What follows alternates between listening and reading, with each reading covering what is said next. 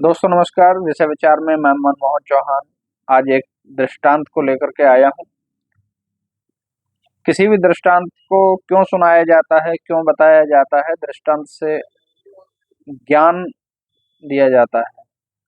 वर्तमान समय में हमें समझने के लिए उस दृष्टांत को दोहराना पड़ेगा। दृष्टांत इस प्रकार है कि शिवजी महाराज की तपस्या एक राक्षस ने की और उसने वरदान पाया कि मैं जिसके सर पे हाथ रखूं वो भस्म हो जाए। शिवजी से वरदान प्राप्त करने के बाद वह राक्षस, जिसका नाम भस्मासुर था, शक्तिशाली हुआ और उसका वरदान काम करने लगा कि वो जिसका सर पे हाथ रखे वो भस्म हो जाए। अब उसकी नजर पार्वती जी पे पड़ी और वो पार्वती जी के पीछे हो लिया कि मुझे पार्वती जी चाहिए।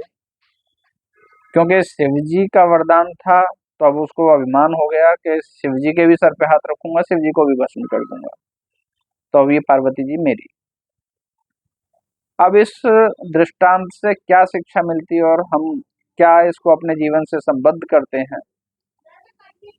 शिव जी और साइंस दोनों की प्रकृति और प्रॉपर्टी सिमिलर हैं। जितना कल्याणकारी शिव है उतना ही कल्याणकारी साइंस है, और जितना विनाशकारी साइंस है उतना ही तांडवकारी शिव भी हैं। दोनों एक जैसे हैं।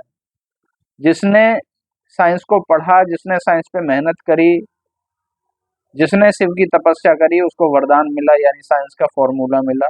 और उस साइंस के फॉर्मूले को सकारात्मक नकारात्मक जिसने जैसा चाहा प्रयोग किया।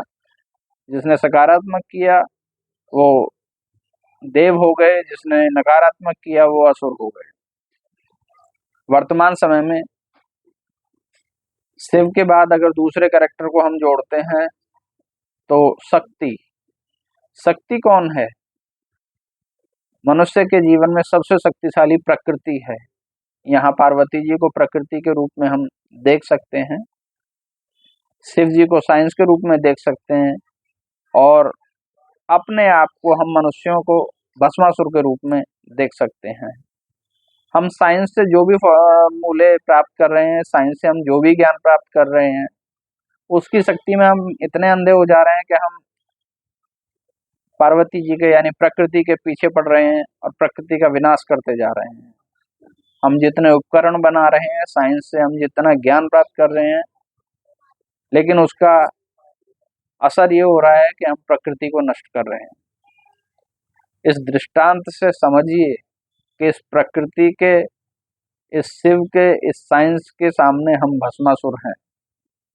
अपने इस भस्मासुर रूप से बचने का प्रयास कीजिए, अन्यथा अपना हाथ अपने ही सिर पे रखा जाएगा और अंत भस्मासुर का भी हुआ था। जय श्री राम। नमस्कार।